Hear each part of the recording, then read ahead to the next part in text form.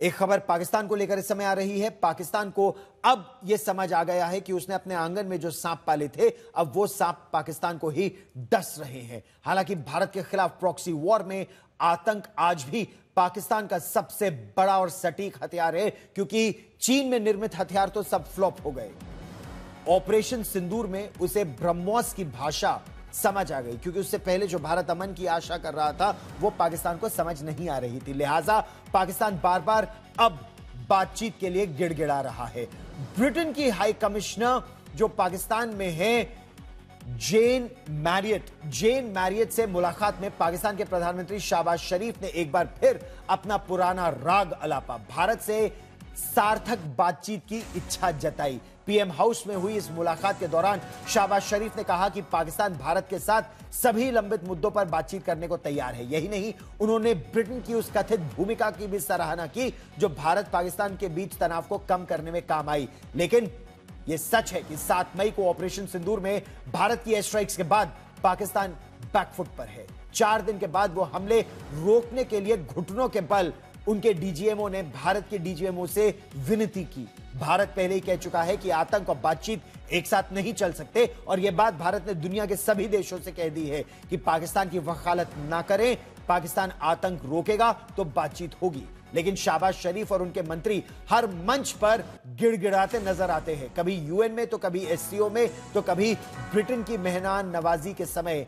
अब भारत का रुख साफ है, अगर बातचीत होगी तो केवल पाकिस्तान प्रायोजित कट्टर इस्लामिक आतंकवाद और पाक अधिकृत जम्मू और कश्मीर की घर वापसी पर होगी। बातचीत होगी तो भारत की शर्तों पर होगी। और एक बात और भारत ने साफ कर दी है कि इंडस वाटर्स ट्रीटी पर जब तक आतंक है कोई बातचीत नहीं होगी। ब्रिटेन की उच्चायुक्त जेन मैरियट से मुलाकात के बहाने एक बार फिर शहबाज शरीफ वही राग अलापते नजर आए, भारत से सार्थक संवाद का राग। लेकिन ये कोई पहली बार नहीं है। पाकिस्तान कभी एससीओ में चीन से कहता है कि भारत से बात करवा दो, कभी यूएन में जाकर गिड़गिड़ाता है, तो कभी तुर्की के राष्ट्रपति एर्दोगन से अनुरोध करता है कि नई दिल्ली से एक बार तो बात करा दो।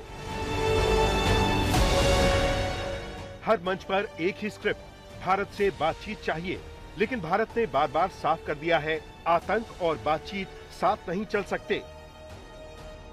और जहां तक आतंकवाद का सवाल है, उस पे बात इस मुद्दे पे होगी पाकिस्तान से कि जो हम लोगों ने उन आतंकियों का सूची जो दिया था उनको कुछ साल पहले, उनको हमारे हवाले करें। इस बात का मैंने जिक्र पिछले जो प्रेस वार्ता हुआ था उसमें भी किया था। लेकिन मामला सिर्फ आतंकवाद का नहीं है, बात सिंधु जल संधि की भी नहीं। बात है उस भारतीय तेवर की जिससे ऑपरेशन सिंदूर के बाद पाकिस्तान अंदर से हिल गया है। ये डर भी वाजिब है। भारत ने 23 जुलाई से राजस्थान सीमा पर बड़ा सैन्य अभ्यास शुरू किया है, जिसमें वायुसेना की भूमिका अहम है। और ऊपर से कुछ दिनों बाद आने वाली है 5 अगस्त की तारीख। 5 अगस्त 2019 को अनुच्छेद 370 और 35A हटाया गया था। इस साल 6 साल पूरे हो रहे हैं और इस तारीख को लेकर पाकिस्तान की धड़कनें फिर से तेज हैं।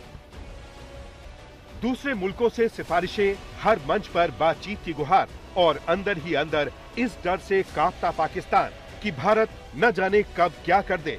पाकिस्तान की अकड़ ढीली पड़ चुकी है और गुहार लगाना उसकी कूटनीति का हिस्सा बन गया है। आज तक ब्यूरो।